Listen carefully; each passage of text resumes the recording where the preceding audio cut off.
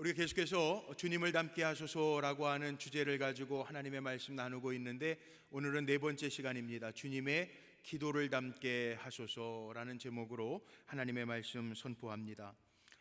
기도가 중요한 것 다 압니다. 믿음이 중요한 것 다 압니다.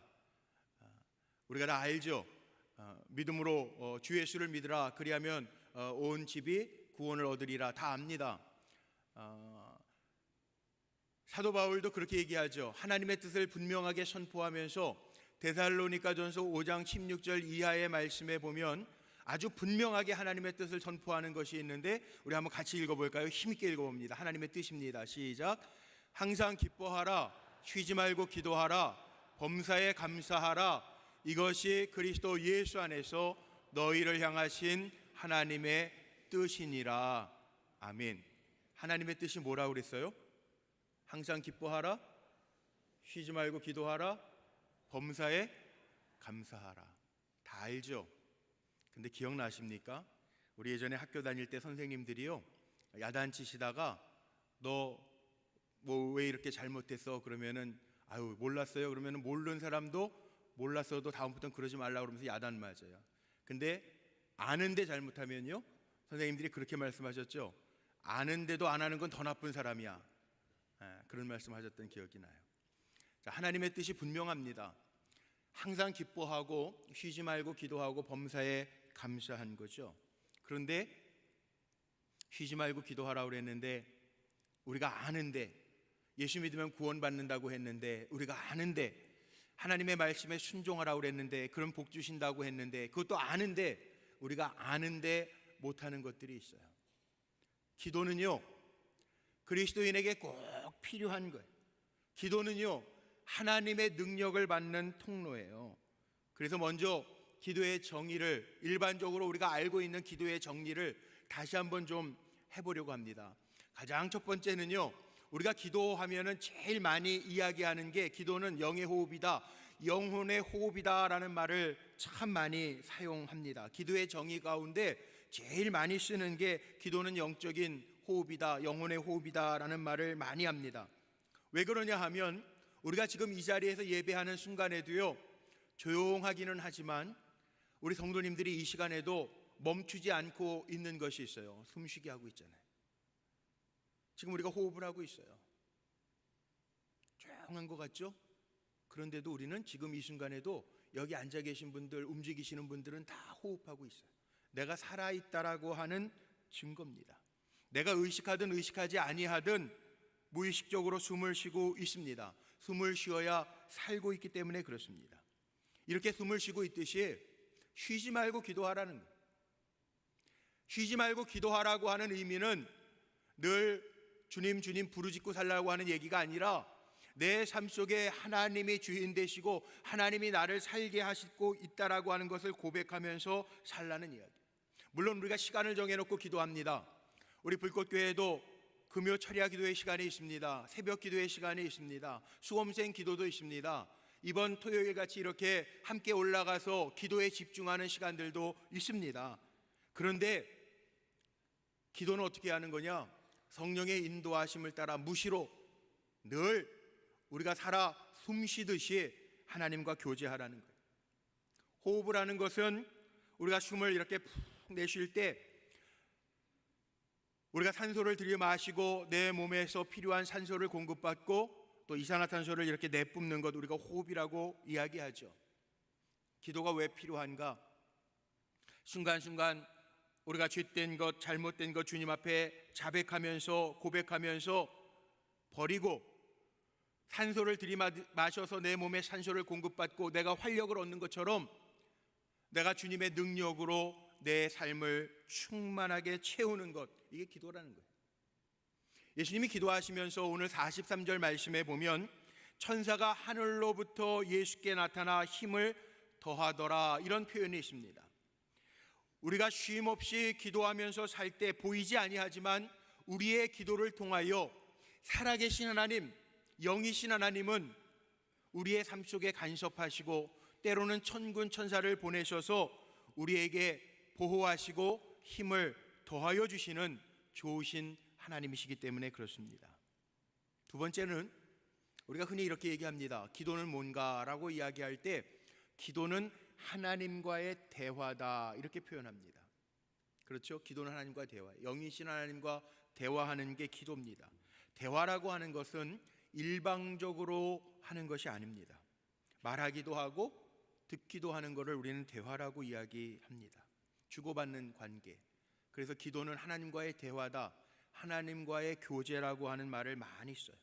혼자 떠드는 것을 우리는 독백이라고 이야기하고 넋두리 하는 거 우리가 하소연이라고 표현합니다. 기도는 넋두리도 아니에요, 하소연도 아니에요. 하나님과 인격적으로 교제하는 것을 기도라고 이야기해요. 오늘날로 표현하면 흔히 많이 쓰는 소통이라고 하는 단어를 쓰는데, 기도는 영이신 하나님과 내가 영적으로 소통하는 게 기도입니다. 기도를 통해서 내 삶을 하나님 앞에 아뢰고 내 마음을 하나님 앞에 아뢰고 또 하나님의 응답과 말씀을 통해서 내 삶 속에 채워지는 것, 소통하는 것, 그것이 기도예요. 주님은 기도를 가르치실 때 기도해라, 기도의 중요성도 말씀하셨지만 기도하는 동안에 이루어지는 하나님과의 교제에 대해서 참 많이 말씀하셨습니다. 고린도전서 1장 9절 말씀에 보면 이런 표현이 있습니다. 너희를 불러 그의 아들 예수 그리스도 우리 주와 더불어 교제케 하시는 하나님은 미쁘시도다. 미쁘시도다라고 하는 것은 믿을만 하시도다, 이런 뜻이에요. 우리 주와 더불어 교제하는 것, 이게 기도라는 거예요.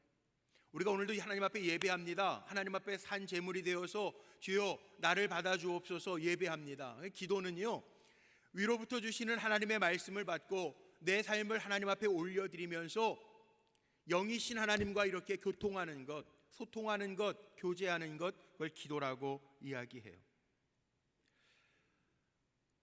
A.W. 토저라고 하는 사람 이름 많이 들어보셨죠? 기독교 서적에 이분이 쓴 책이 참 많아요. 도전적인 책을 많이 쓰셨어요. 이것이 그리스도인이다, 아니면 예배인가 쇼인가, 좀 제목이 좀 도발적이죠. 진짜인가 가짜인가, 세상과 충돌하라. 굉장히 도전적인 글을 많이 쓰시는 그 A.W. 토저라고 하는 분이요, 이런 말을 합니다.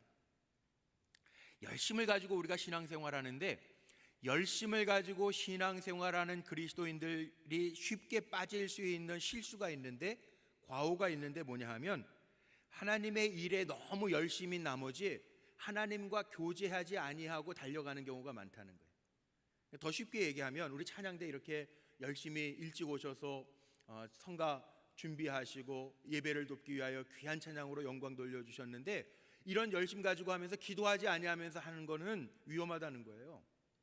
여성교회 회원들도 수고하시고 주님의 일 뭐 이렇게 성찬을 준비해 주시고 또 교회 학교 목자도 있고 주차위원들도 계신데, 열심히 주님의 일을 섬기고 교회 일을 하는데도 열심을 가지고 하는 건 참 귀하지만 하나님 앞에 기도하면서 교제 없이 하는 것은 위험하다라는 거예요. 왜 그러냐?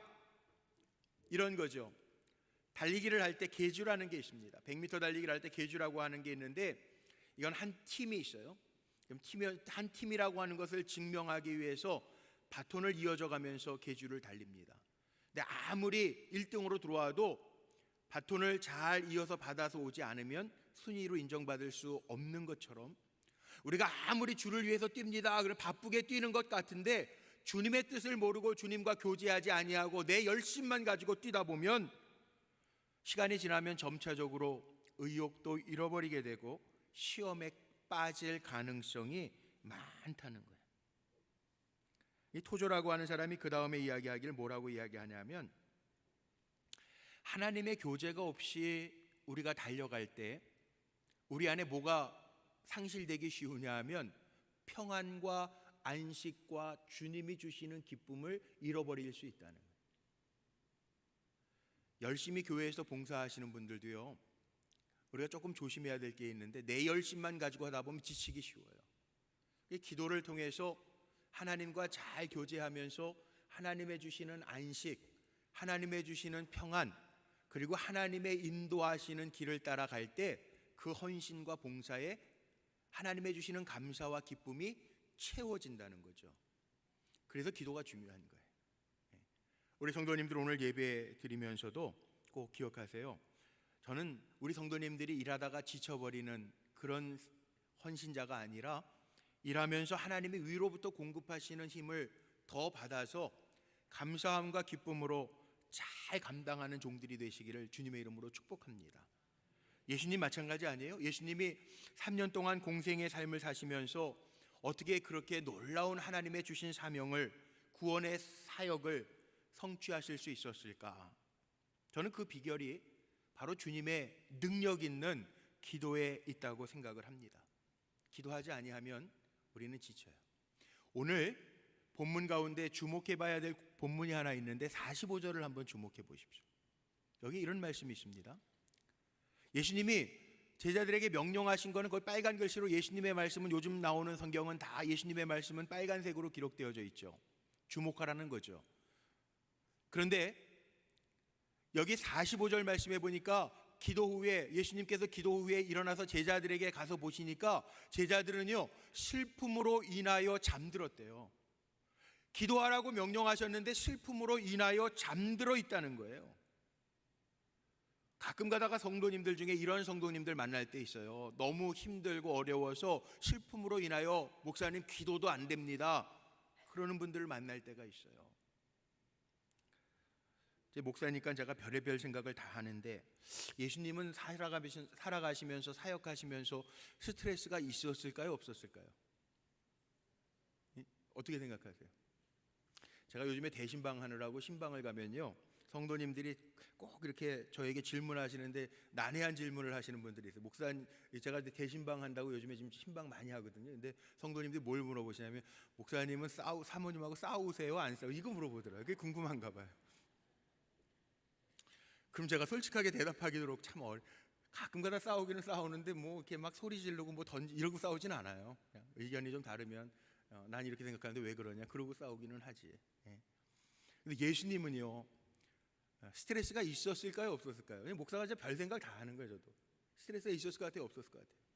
예수님이 인간의 몸을 입고 이 땅에 오셨는데 예수님도요 사람들을 만나셨단 말이에요. 병자들을 만나셨단 말이에요. 어려운 이들을 만나시고 죄인과 창녀들을 만나시면서까지 하셨단 말이에요. 근데 그 사람들만 만난 게 아니라 옆에서 지켜보는 바리새인들도 있었어요. 어떻게 하시나 보려고. 아마 예수님도 다 아셨으니까, 모르시면 모르고 넘어가면 괜찮은데 왜 바리새인이 째려보면서 나를 볼까, 다 아셨잖아요. 현장에서 가늠하다 잡혀온 여인 예수님 앞에 앉혀놓고 예수님이 어떻게 하시나 째려보잖아요. 예수님도 모르겠어요. 제가 천국 가면 여쭤봐야 되지만 스트레스가 있었을 것 같아요.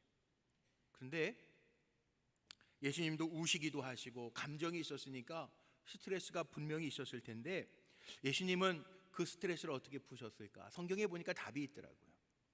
예수님은 하루의 사역을 마치시고요 늘 한적한 곳에 가셔서 하나님과 영적인 교제를 갖더라고요. 스트레스가 어디에서 오시는지 아시죠? 요즘에 의학이 발달해서 많은 의사들이 만병의 근원이 스트레스다 이렇게 표현합니다. 스트레스가요 마음에서부터 오잖아요. 근데 기도가 왜 중요하냐, 왜 우리가 기도로 스트레스를 풀어야 되는가? 우리가 잘 아는 말씀에 보면 답이 있더라고요. 성경에 답이 다 있어요. 하나님 참 좋으신 하나님. 빌립보서 4장 6절로 7절 말씀에 보면, 우리 같이 한번 읽어볼까요? 여기 답이 있습니다. 한번 읽어보죠. 시작. 아무것도 염려하지 말고 다만 모든 일에 기도와 간구로 너희 구할 것을 감사함으로 하나님께 아뢰라. 그리하면 모든 지각에 뛰어난 하나님의 평강이 그리스도 예수 안에서 너희 마음과 생각을 지키시리라. 아멘. 스트레스가 마음에서부터 오는 건데요, 모든 일에 기도와 간구로 하나님께 아뢰면 지각에 뛰어나신 아버지 하나님이 우리의 생각과 마음을 지켜주신대요. 스트레스를 푸는 방법이 있죠. 예수님도 세상을 살면서 많은 이들과 함께 더불어 우시기도 하시고 고통도 함께 느끼시기도 하셨는데 예수님도 늘 기도하셨잖아요. 그런 것처럼 여러분, 기도를 통해서 하나님과 참된 교제를 통해서 마음의 평안함과 생각의 안식을 얻으시기를 주님의 이름으로 축복합니다. 또 기도의 정의 가운데 세 번째, 이런 정의가 있습니다. 기도는요 하나님의 능력의 통로이다. 아멘이시죠? 우리가 예수를 믿음으로 구원받아요. 하나님의 말씀에 순종함으로 축복을 받습니다. 그리고 기도할 때 하나님의 능력이 임합니다. 기도는 하나님의 능력의 축복의 통로예요. 왜냐? 우리가 기도 왜 하냐면 믿음의 사람이 기도해요. 믿음의 사람이. 믿음 없는 사람은 기도 안 해요. 그러니까 제가 자랄 때, 어렸을 때 저희 할머니가 이런 말씀 참 많이 하셨어요. 밥은 누가 먹냐 하면은, 밥은 누가 먹죠? 배고픈 사람이 먹어. 고기는 누가 먹냐 하면 고기 맛을 아는 사람이 고기를 먹는데요. 근데 기도는 누가 하냐 하면 하나님이 전능하시기 때문에 기도하면 하나님의 능력이 임할 줄 아는 사람, 체험한 사람이 기도한대요. 근데 그 어렸을 때 들은 말인데 정말 이렇게 살아가면서 보니까 기도 누가 하나 이렇게 목사가 돼서 보니까요, 기도하는 분들은요, 믿음 있는 사람, 전능하신 하나님이 나와 함께 하신다라고 하는 믿음이 있는 분들이 기도하시더라고요. 그렇잖아요. 기도는요, 하나님이 무한하신데, 전능하신데, 세상을 창조하신 크신 하나님인데 그 하나님을 믿기 때문에 그 하나님의 능력을 내 능력으로 이끌기 위해서 하는 게 기도라는 거예요. 그래서 저는 제 나름대로 기도의 정의를 그렇게 내렸어요. 기도는요, 우리 새벽마다 기도할 때 주여 주여 손 들고 기도하거든요. 두 손 들고. 이게 이거죠. 하나님 항복입니다. 나는 못하지만 하나님 하실 수 있습니다. 그게 기도예요. 호수에 아무리 많은 물이 있으면 뭐합니까? 내 밭이 타들어가는데, 그러면 그 많은 호수에 있는 물들을 내 논과 밭에 끌어들려면 물줄기를 끌어들여야 할 호수가 있어야 되잖아요. 그냥 쉽게 얘기하면 요즘에 전기가 흔하죠. 이 예배당에도 수없이 많은 전구들이 켜 있어요. 전기줄이 있습니다. 그런데 세상에 흐르는 전류들을 이렇게 집 안으로, 교회 안으로 끌어들이려면 교회 안에 전선이 연결되어 있어야 전기가 들어오잖아요. 기도는요, 무한하신 하나님의 능력을 나의 것으로 끌어들이는 전기줄과 같이, 수로와 같이 통로예요. 통로. 하나님의 무한하신 능력을 끌어들이는 통로가 기도라는 거예요. 자, 이제 기도에 대한 일반 정의를 드렸으니까, 그래서 우리가 기도하는데 왜 주님의 기도를 닮아야 되는가? 주님의 기도를 보면, 성경에 보면요, 주님은 다 기도하면서 일하셨어요. 병자 나사로, 죽은 나사로를 살리실 때에도 기도하셨고요, 오병이어의 기적을 일으키실 때에도 기도하셨고요, 수없이 많은 병자들을 위해서도 기도하셨고요, 심지어는 십자가에서 저들을 못 박는 자들을 위해서도 중보하며 기도하셨어요. 주님은 늘 기도하셨는데, 주님의 기도를 통해서 우리가 하늘의 지혜와 하나님의 능력을 나타낼 수 있어야 되는데, 주님이 가르쳐 주신 기도를 오늘 본문을 통해서 한번 보려고 하는데, 먼저 주목해 봐야 될 것은 오늘 본문에 보면 제자들이 보니까 예수님의 기도는요, 습관을 따라 하시는 기도였다는 거예요. 39절 말씀에 보니까 예수님 나가실 때 제자들이 보니까요, 습관을 따라 감람산에, 겟세마네 동산에 가서 기도하시니까, 습관을 따라 늘 하시던 대로 하시니까 제자들이 따라갔다, 이렇게 되어 있어요. 습관을 따라 기도하셨다. 전 이런 생각도 해봅니다. 우리 성도님들 주일날 이렇게 예배 나오셔서 열심히 예배 드리시는데, 예배 드리는 것뿐만 아니라 우리 자녀들이요, 부모님들이 대부분 계시죠. 자녀들 예배가 따로 있으니까 우리 부모님들이, 자녀들이 볼 때, 우리 어머니 아버지는 이 시간에는 기도하시는 시간이야, 그렇게 습관을 따라 기도하는 부모님으로 사십니까? 여러분 어떠세요? 왜 이런 거 있잖아요. 새벽 예배 시간에 우리 어머니 아버지는 새벽 기도 늘 다니시니까 지금 이 시간에는 전화해도 집에 안 계셔, 새벽 기도 가셨을 거야. 그렇게 습관을 따라 기도하는 모습이 우리에게 있냔 말이에요. 예수님은 제자들이 보면서 습관을 따라 감람산에 올라가셔서 기도하셨대요. 제자들의 눈에 비춰진 예수님은요, 기도가 어쩌다 한 번 하는 것이 아니라 습관적으로 하셨다는 거예요. 삶의 일부분이 되었다는 거예요. 습관이라는 게 정말 무섭습니다. 그 사람이 어떤 사람인지 알려면 그 사람의 습관을 보면 알 수 있다고 그랬어요. 돈 쓰는 습관을 보면 그 사람이 어떤 사람인지, 어떤 마음을 가지고 사는지 알 수 있습니다. 그 사람이 보내는 시간, 어떻게 시간을 사용하는가를 보면 그 사람의 태도를 알 수 있습니다. 그 사람이 뭘 관심 갖고 사는지를 알 수 있습니다. 말하는 습관을 보면 그 사람의 성품을 대략 알 수 있습니다. 그래서 회사에서 사람들을 뽑을 때에도 인터뷰를 하죠. 면접을 하죠. 천국 가신 황수관 박사님은 그런 얘기도 하더라고요. 삶의 좋은 습관이 암병도 예방한대요. 습관이라는 게 그만큼 중요하다는 거예요. 예배 드리는데도 보면 우리 성도님들이 앉는 자리가 있어요. 습관을 따라 예배당에 오시면 꼭 앉으시는 자리가 있어요. 근데 다른 자리에 앉으시면 이게 왠지 모르게 어색해요. 기도하지 아니하면 여러분 어색합니까? 좀 그래야 된다는 거죠. 예수님은 습관을 따라 기도하셨다는 거예요. 습관을 따라 기도하셨다는 거예요. 예수님의 습관은 아주 좋은 신앙적인 습관이었죠. 어려서부터 성전을 즐겨 찾으셨고 하나님의 말씀을 읽었고 가까이 했고 늘 사람들 틈에 있었고 영성을 잃지 아니하기 위해서 때로는 한적한 곳에 가서 기도하는 모습을 행하셨다는 거예요. 그런 주님을 따라다니는 제자들이 주님, 우리에게 기도를 가르쳐 주세요. 그래서 오늘날 우리가 많이 이따 성만찬할 때에도 우리가 고백해야 될 주님의 기도도 가르쳐 주셨어요. 오늘은 그 얘기를 하려고 하는 거 아니라 예수님의 기도를 닮아야 되는데 오늘 본문 말씀에 보면 주님이 기도하시는 이유, 제자들에게 기도하라고 왜 기도해야 되는지 기도하라고 하신 이유가 오늘 본문에 나옵니다. 기도의 목적이 오늘 짧은 본문이지만 나와 있습니다. 주님이 어떻게 기도하셨는지 기도의 태도가 오늘 본문에 짧은 본문에 나와 있습니다. 우리가 그걸 좀 닮아야 되겠는데 먼저 기도의 이유예요. 오늘 본문 말씀 한번 주목해 보세요. 40절 말씀 같이 한번 읽어볼까요? 앞에 화면에 있어요. 같이 한번 40절 읽어봅니다. 그곳에 이르러 그들에게 이르시되 유혹에 빠지지 않게 기도하라 하시고 아멘. 46절입니다. 두 번 반복되어 나오는 건데 다시 한번 읽어봅니다. 시작. 이르시되 어찌하여 자느냐 시험에 들지 않게 일어나 기도하라 하시니라. 아멘. 자, 여기 40절과 46절의 맥락이 비슷하긴 하지만 기도를 왜 예수님이 제자들에게 하라고 하셨냐 하면 유혹에 빠지지 않게 하기 위해서 기도하라고 하셨고 시험에 들지 않도록 일어나 기도하라 이렇게 명령하셨습니다. 거꾸로 기도하지 않으면 시험에 자주 빠진다는 거예요. 기도하지 아니하면 유혹에 쉽게 넘어간다는 거예요. 그러니까 기도하라고 그러시는 거예요. 신앙생활하면서도 제가 이렇게 봤어요. 목회하면서 이렇게 보니까 기도하는 분들은 고집은 있어요.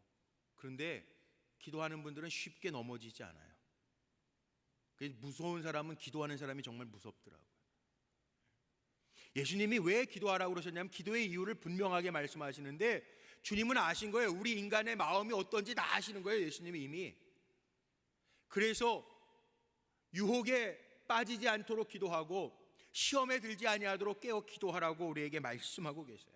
창세기에 보세요. 하나님이 보시기에 아름다운 세상을 만들어 놓으시고 거기에 아담과 하와를 만들어 놓으시고 다 허락하셨어요. 동산 중앙에 있는 실과 선악과만 먹지 말라고 그러고 다 허락하셨어요. 근데 사람의 마음은 어떤 마음이냐면 하지 말라고 하는 거에 마음이 가는 게 인간이에요. 요즘에는 다 아파트 사니까 그런 게 없는데 저희 어렸을 때 말이죠. 지나가다 보면 담벼락에 뭐라고 써 있냐면 들여다보지 마십시오 이렇게 써놓은 집이 있어요. 그러면은 그 말 없으면 안 들여다볼 텐데 꼭 지나가다가 들여다보지 마십시오 그러면은 그거 보고 싶어요. 그게 인간의 마음이에요.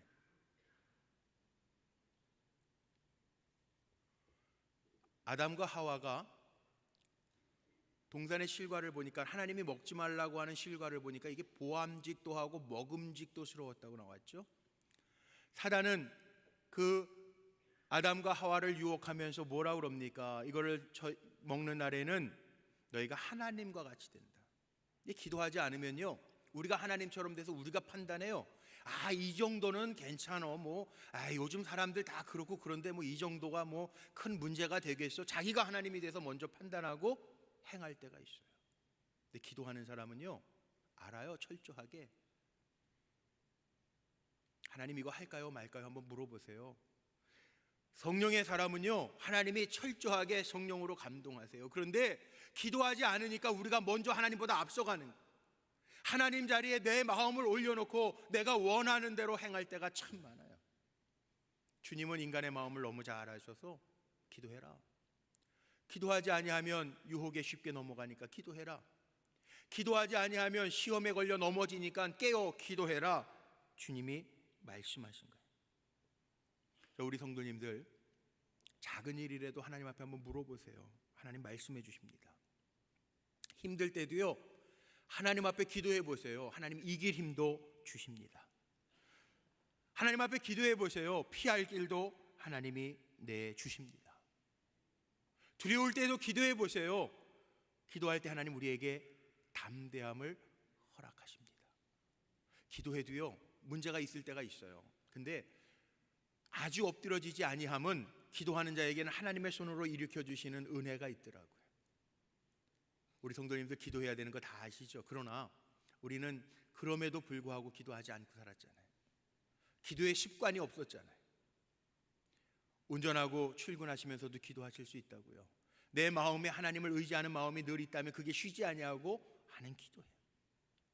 성경 말씀에 승리한 사람들의 모습들을 보십시오. 다 기도의 사람들이었습니다. 아브라함, 하나님께서 믿음의 조상으로 부르셨을 때 아브라함이요, 가는 곳마다 단을 쌓고 여호와의 이름을 불렀더라. 이렇게 창세기 13장에 나와 있어요. 요즘에 새벽마다 시편을 읽고 말씀을 묵상합니다. 다윗의 시를 보면 다윗은 기도의 사람이었음을 알 수 있습니다. 모든 시가 기도예요. 사도 바울도 쉬지 말고 기도하라고 외쳤습니다. 기도하는 사람이 응답받더라고요. 한나가 눈물의 기도를 드렸을 때 사무엘을 얻습니다. 다윗이 눈물의 기도를 드릴 때 사울의 손에서 벗어나 하나님이 약속하신 왕위를 이어갑니다. 히스기야가 눈물의 기도를 드릴 때 저의 생명이 15년 연장됩니다. 눈물의 선지자 예레미야가 하나님 앞에 눈물로 기도할 때 그의 마음 가운데 조국을, 나라를 생각하는 마음이 넘쳐납니다. 하나님은 우리의 기도, 작은 신음, 우리의 눈물 한 방울도 외면하지 아니하시고 들으시고 역사하시는 하나님이신 줄로 믿습니다. 이거 중요해요. 하나님 앞에 엎드릴 수 있는 사람, 하나님 앞에 울 수 있는 사람.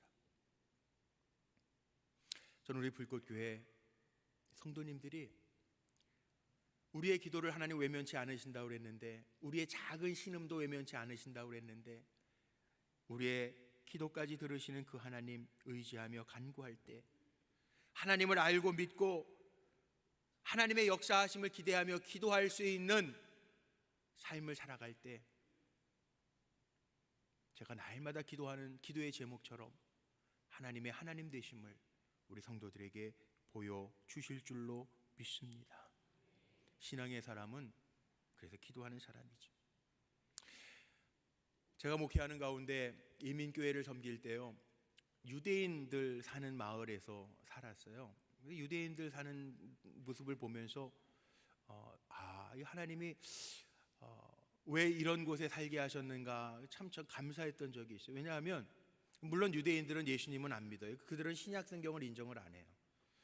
구약 성경 가지고 하고 지금도 안식일 지키죠.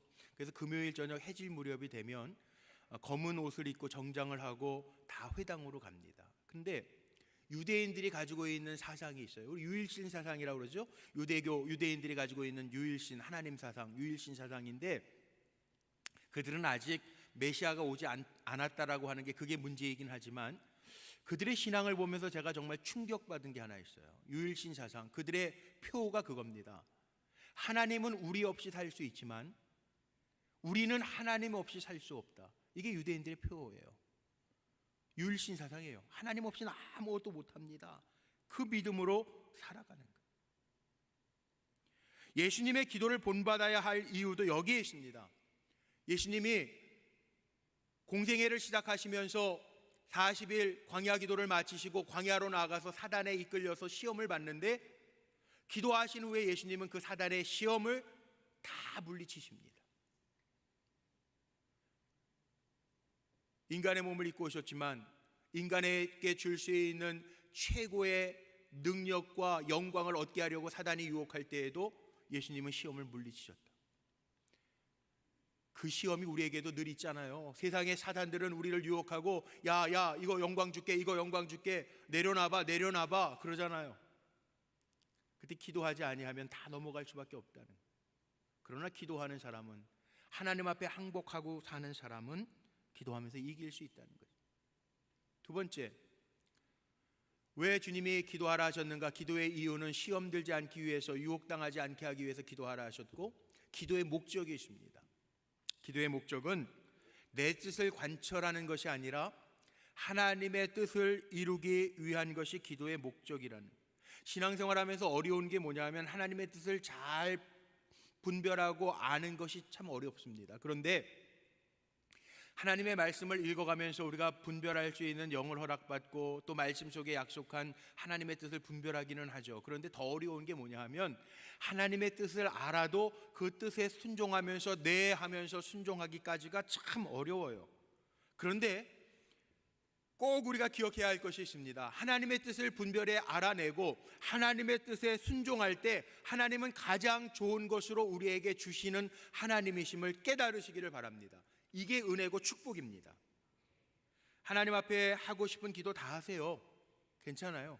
이게 하나님이 원하시는 기도일까 아닐까 그 염려하지 마시고 다 기도하세요. 예수님도 하셨어요. 오늘 말씀해 보니까 하나님, 내가 이 자는 내게서 좀 피해가게 해주세요. 그렇게 기도하셨다고. 우리가 다 구할 수 있는 거 다 구하세요. 자녀들 위해서, 취업을 위해서 기도하세요. 좋은 직장 얻게 해달라고 기도하세요. 건강을 위해서도 기도하세요. 하나님, 건강하게 해주세요. 기도하세요.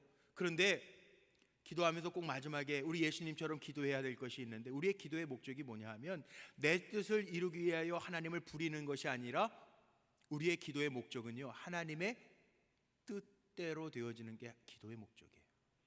예수님도 구하셨지만 마지막에 주님이 붙이시죠. 여기에 답이 있어요. 마지막에 그러나 내 원대로 마옵시고 아버지의 뜻대로 되기를 원하나이다. 모든 가능성을 다 열어놓고 기도하십시오. 그러나 우리가 살아가면서 높은 데 거할 수도 있고 낮은 데 거할 수도 있습니다. 건강에 처할 수도 있고 연약할 수도 있습니다. 그런데 연약하든 건강하든 높은 데 처하든 낮은 데 있든 우리의 기도가 답을 얻어야 될 것이 있는데, 내 원대로가 아니라 아버지의 뜻대로 되어지면, 하나님의 뜻대로 우리를 이끌어 가시면 하나님은 그 뜻 안에서 가장 강력하게 역사하실 줄로 믿습니다. 그래서 우리의 기도의 목적은요, 내 뜻에 맞춰 하나님을 부리는 게 목적이 아니고 내가 기도하면서 하나님의 뜻에 나를 맞추는 것이 기도의 목적이라는 거예요. 마지막 세 번째, 예수님의 기도의 태도를 한번 봐야 되는데, 오늘 본문에 보면 39절에 예수님의 태도는 습관을 따라 기도하셨고, 41절 말씀에 보면 그들을 떠나 돌 던진 만큼 떨어져서, 아마 기도 소리가 들리지 않을 만큼 떨어져서 무릎을 꿇고 기도하셨대요. 또 44절 말씀에 보면 예수님의 기도하시는 모습을 힘쓰고 애써 더욱 간절히 기도하시니 이렇게 표현되어 있어요. 예수님의 기도의 태도는 어쩌다 한번 기도하는 게 아니고 습관적으로 기도하신 거고요. 예수님의 기도의 태도는 하나님 앞에서 겸손하게 복종하겠습니다라고 하는 태도로 무릎을 꿇고 기도하셨고요. 예수님은 기도하시는데 어영부영하신 게 아니라 간절하게 더욱 힘써 애써 간절히 기도하셨다라고 기도의 모습, 태도를 보여주고 있는데, 지금 누가복음에 있는 말씀이에요. 누가는 의사입니다. 의사의 관점으로 예수님의 기도하는 표현을 썼는데, 그가 기도하시는데 땀방울이 땅에 떨어져 핏방울같이 되었다라고 기록되어져 있어요. 예수님의 기도는요, 목숨을 건 기도라는 거예요. 지금이 기도해야 될 때 아닌가요? 저는 우리 성도님들이 기도하는 부모님이 되어서 가정을 하나님의 말씀으로 잘 이끌 수 있는 기도의 부모님들 되시기를 주님의 이름으로 축복합니다. 저는 우리 성도님들이 일하는 일터에서 기도하는 종들이 되어서 내 일터를 복되게 하는, 요셉처럼 하나님과 함께하는 자녀들임이 드러나는 기도의 종들이 되시기를 주님의 이름으로 축복합니다. 우리 성도님들이 교회에서도 기도의 용사가 되어서 우리 장로님들 회중 기도하시면서 그런 기도하잖아요. 3,000명의 예배자들 300명의 기도 용사들 입으로 고백하시잖아요. 기도 용사들이 되어서 우리 연약한 성도들, 또 우리 교회가 하나님의 비전과 뜻을 향해 나가야 될 목표를 가지고 함께 기도하는 기도의 용사들이 세워지는 은혜가 있기를 소망합니다.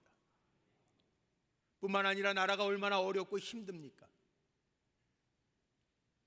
기도하는 자리에 가보면요, 나라와 민족을 위해서 기도하는 분들이 너무 많아요. 나라가 아무리 어려워도 저는 제 마음속에 그런 담대함이 있어요. 가까운 기도원에 가도요, 요즘에는 이슬이 내리니까 비닐, 옷 젖지 말라고 비닐 뒤집어 쓰시고 방석을 대신해서 두꺼운 스티로폼을 깔아놓고 기도하시는, 나라와 민족을 위해서 기도하시는 분들, 연세 많으신 어르신 권사님들 계세요. 얼마나 귀한지 몰라요. 정말 나라를 위하여 기도하는 지도자들, 사심없이 정말 나라를 위하여 기도할 수 있는 지도자들이 많았으면 좋겠다, 그런 생각이 들 때가 있어요. 우리 사랑하는 성도님들이 바로 그 기도자들이 되시기를 주님의 이름으로 축복합니다. 말씀을 정리하며 마칩니다. 우리가 닮아가야 될 주님의 기도의 모습을 보면서, 기도의 태도를 보면서, 기도하시는 이유를 보면서 우리도 주님처럼 간절하게, 어영부영이 아니라 간절하게 기도하고 주님 앞에 순종하면서 기도하고 늘 하던 것처럼 습관을 따라 기도하면서 앞으로 나아가는 복되고 귀한 종들 되시기를 주님의 이름으로 축복합니다. 우리가 미국 대통령 가운데요, 아브라함 링컨이 기도의 대통령이라는 거 이미 다 아시잖아요. 근데 링컨 대통령에게 이런 일화가 있어요. 링컨 대통령은 자신이 기도할 때 지붕에다가 하얀색 깃발을 꽂아 놓는데요. 그럼 이건 지금 대통령이 기도하고 있는 시간이구나, 사람들이 알았다는 거예요.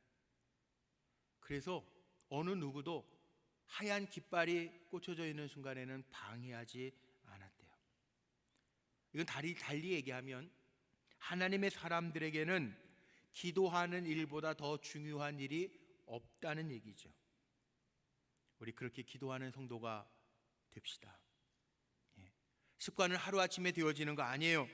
그렇지만 분명한 것, 제가 오늘 결론으로 말씀드리고 싶은 것이 있어요. 기도할 때 나타난다는 거예요. 뭐가 나타나느냐? 기도하는 사람과 기도하지 않는 사람에게는 분명히 차이가 있습니다. 평상시엔 잘 몰라요. 그런데 정말 시험을 만나거나 어려운 일들을 당할 때 보면 기도하는 사람과 기도하지 아니하는 사람은 큰 차이가 나타난다는 거예요. 언제 또 기도에 대한 설교를 할지 모르겠어요. 그러나 오늘도 이 예배 자리에 앉으신 여러분들이 예수님처럼 기도하면서 하나님의 능력과 하나님의 은혜와 또 예수님처럼 기도하면서 세상에서 만날 수 있는 수없이 많은 유혹들과 시험들을 이겨내면서 하나님이 칭찬하시는 종들로 우뚝 세움받으시기를 주님의 이름으로 축원합니다.